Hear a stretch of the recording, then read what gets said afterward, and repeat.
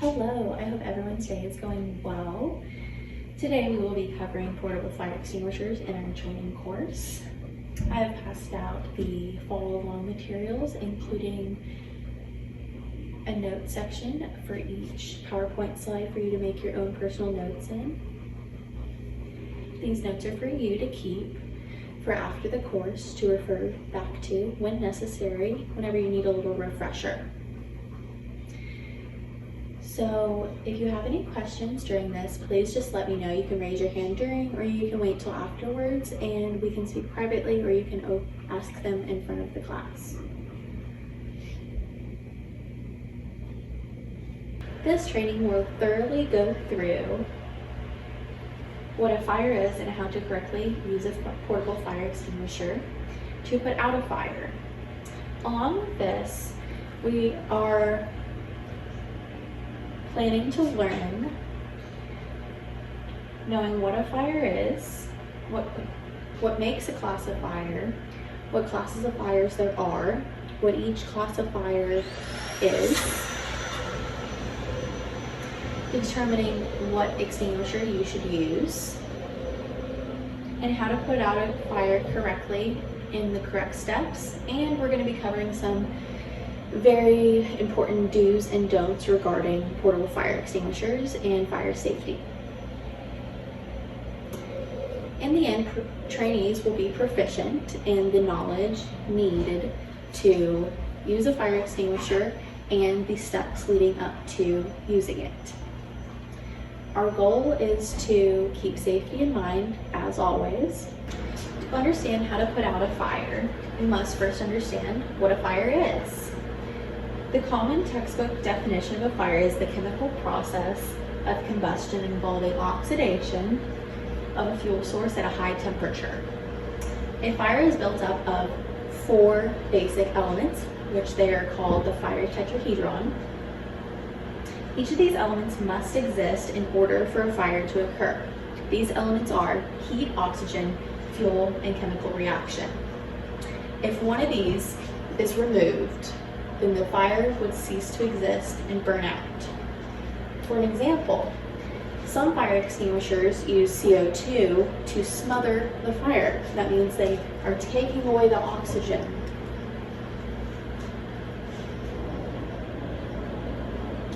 Fires can purposely be started, but other times they can be started by accident or through unsafe fire prevention practices.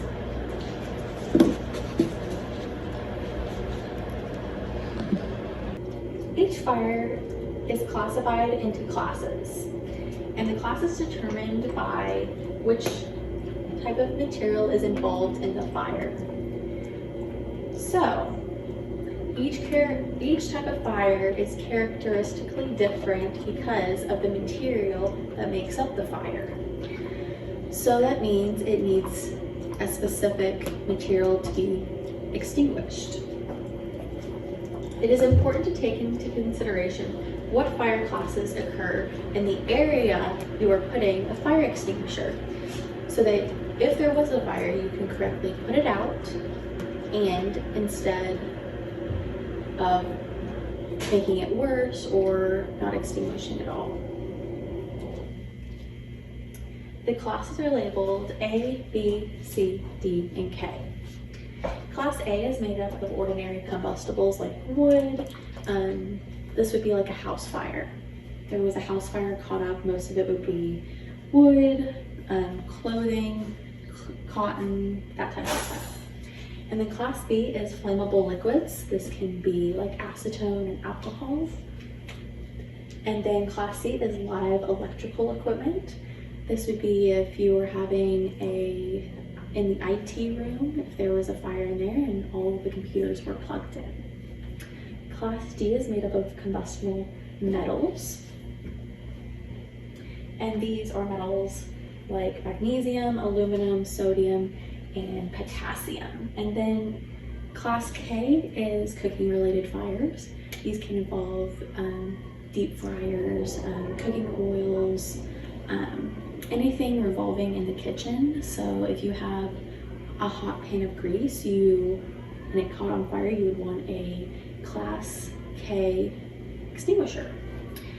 So a few quick and easy tips to remember this. I think of electric, so you hear that C in there. And then cooking related, I think of it by thinking of cooking. K and C, they kind of sound alike, so that's how I think of it. And then it is very important to know which extinguisher goes with which, because you can cause a bigger fire if you don't use the correct one.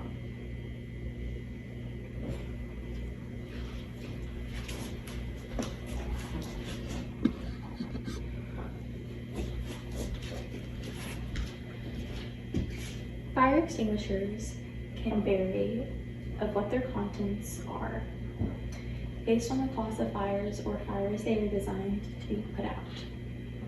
Some extinguishers can be multi-purpose, meaning they can put out more than one type of fire. Water extinguishers are best used for class A, meaning house fires, wood, paper. If a class B fire ignites, foam, dry powder, carbon dioxide fire extinguishers are best to attack this type of fire.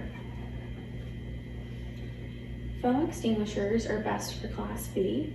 Carbon dioxide are best used for class B and C fires. Dry powder extinguishers are great to be used on class D fires.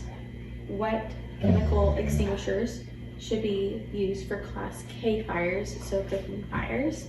Cooking fires are especially hard to put out because they're grease-based normally.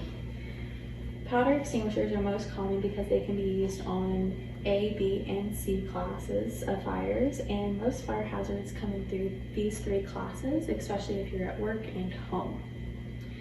Powder extinguishers work to coat the fuel source and smother the fire, which means they are taking away the oxygen, so removing a part of the fire tetrahedron. I included this chart because I think it's extremely useful, because you can go down and see, oh, I need it to cover this, this, and this, so I need to use this type. Or I can use these types. So I included this in your all's presentation notes, so you can refer back to this if you need be. So I like to keep in mind whenever I'm using a fire extinguisher or about to use it, or if I just see a fire extinguisher, I'll go and check it to make sure it is ready for use. So a quick check before use. It is extremely important to look over the portable fire extinguisher before use, because if you go to use it, you've wasted your time if it's unusable, and you put yourself in danger for no reason if it's unusable. So it is good to check if the gauge is reading in the green zone. Check that the tubing and the body is not damaged. The tubing is where the chemical composition comes out of. And check to see that the pin has not yet been pulled. This is a good indication that the fire extinguisher has been used and it was put back improperly. If there is an issue and one of the quick checks are not met, please exit the room and evacuate the building immediately.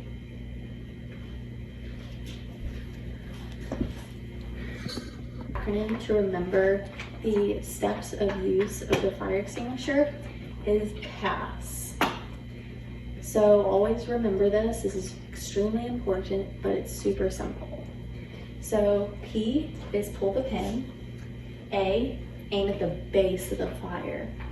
Squeeze the operating handle and sweep from side to side of the fire. So when you pull the pin, you are allowing the operating handle to be pulled down.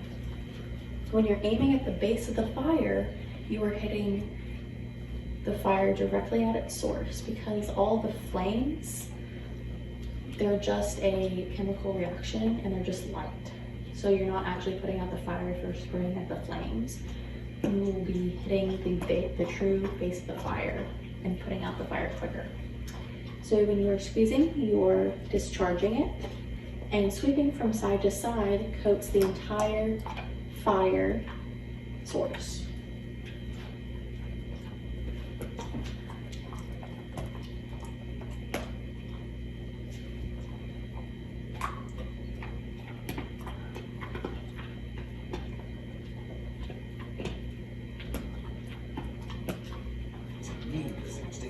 If you don't feel you can safely put out the fire, exit the building immediately. Step 2. With the extinguisher in hand, step 6 to 8 feet away from the fire. Step 3. Use the pass method to put out the fire. P. Pull the pin so that you're able to discharge the extinguisher. A. Aim the extinguisher nozzle at the base of the fire. S. Squeeze the lever to discharge the extinguishing agent. Releasing the lever will stop the discharge. S. Sweep. Pointing the extinguisher at the base of the fire, move the extinguisher from left to right or back and forth in a sweeping motion until the fire is out. When the fire is out, continue to watch the fire to ensure the fire does not ignite once again. If the fire comes back, repeat the pass method. Recap. P. Pull the pin. A. Aim. S. Squeeze. And S. Sweep. Remember, fires can be harmful and fatal, so do not put the fire out yourself unless it's safe to do so. At CQ Fire and Safety, we are a one-stop shop for your fire and safety needs, keeping business. All right. Need this extinguisher. If you don't feel you can safely put out the fire. Here we go. So that video was very quick, but it showed you in action of how quick the process can be and what the process looks like in action. So a step-by-step checklist of using a portable fire extinguisher is you need to clear the area. People do not need to be near you when you are discharging a fire extinguisher due to the chemicals, and there's a fire. They need to evacuate the area and get themselves to safety. Have someone call 911 immediately when the fire is spotted and tell the location of the business, where you are on the property, and what is on fire, and if someone is going to be using a fire extinguisher to try and put out the fire. 3 is think of your prior training. So you're going to think back to this day if there is a fire, and we're going to think of the pass system and the 3 quick step checklist. So next you're going to be thinking of your escape path. Before you even discharge your fire extinguisher, you should make sure you always have a exit route planned just in case the fire is not put out or it becomes hard to breathe from the smoke or the chemicals from the fire extinguisher. You should never be put in a position where the fire is between you and the exit. So always keep your back to the door and the fire to you, so you can always see it and what's going on. Use the PASS acronym that we just went over. Pull the pin, aim, squeeze, and sweep. If you sense that the fire extinguisher is not working and not putting it out, or you sense that there is too much smoke or you feel threatened, please leave the room and the building. Leave the firefighting to the professionals. If the fire is past the beginning stages or you think you won't be able to put it out, leave. Do not try to be a hero. Remember, a piece of property can be replaced. Your life cannot.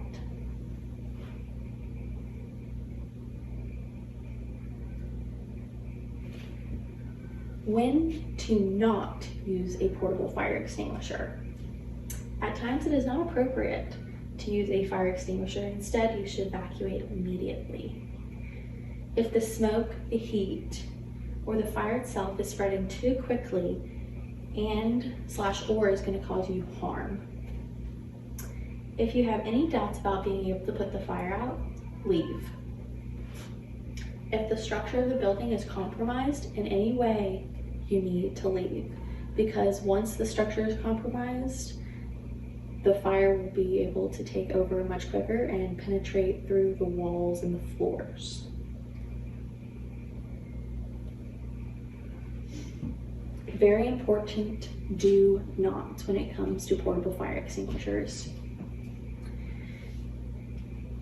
Do not use a portable fire extinguisher as a door prop. Fire extinguishers should be only used for their true purpose and not any other purpose. Do not obstruct the use of a fire extinguisher.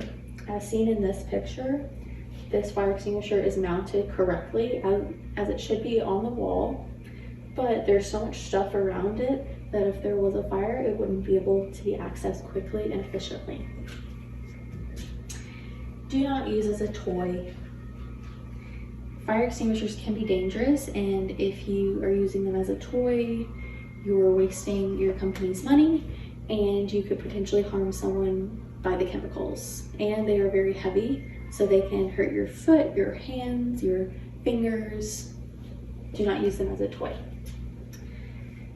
Also, do not place them back on the wall after discharging. Fire extinguishers should only be used once and then they need to be replaced. And never be closer than 6 to 8 feet to the fire. 6 to 8 feet is a very good sweet spot for using fire extinguishers.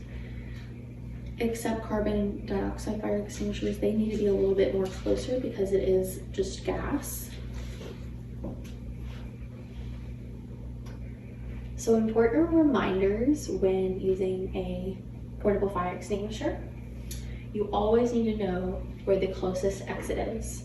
So whenever you are sitting in your desk or your office or wherever you do your work, just plan out an exit route. Know your quickest route outside and know where the stairs are if you are in a second or above level. When in doubt, evacuate. If there are smoke, is the fire spreading quickly? If you have any doubt of your safety, evacuate. Never block exit routes. This means even on a day-to-day, do not put things in front of doorways, do not clutter up hallways and main exit routes. Never go up when there is a fire. Except if you're in the basement, you do need to go up to the ground level. But never go up in the means of a fire to get any sort of materialistic thing, your computer. Only worry about you and how you are doing. Think of designated meeting locations that your team has, so that once if everything happens the way it should be, all employees should have a designated meeting spot so that whoever is in charge of the group can do a head count and make sure everyone is there, so first responders know quickly if there's people trapped inside the building. Elevators, do not use them during a fire. If you are handicapped or in a wheelchair, we will discuss plans of exit route for you if you cannot go down the stairs as easily as others. Keep the exit behind you. We just talked about this, but this is so important. Never put the fire between you and the exit. And be 6 to 8 feet from the fire while discharging an extinguisher. Thank you so much for your time and your attention. That includes our lecture portion of training. Thank you all very much. Now you should have the knowledge to properly use a portable fire extinguisher to put out a fire. Are there any questions? Great. Now we're going to move on to our comprehension test for this training course. This test will cover the major points of the lecture, and you must score a 95% in order to pass this course. If you do not pass, we will retake this course next week and we will go from there.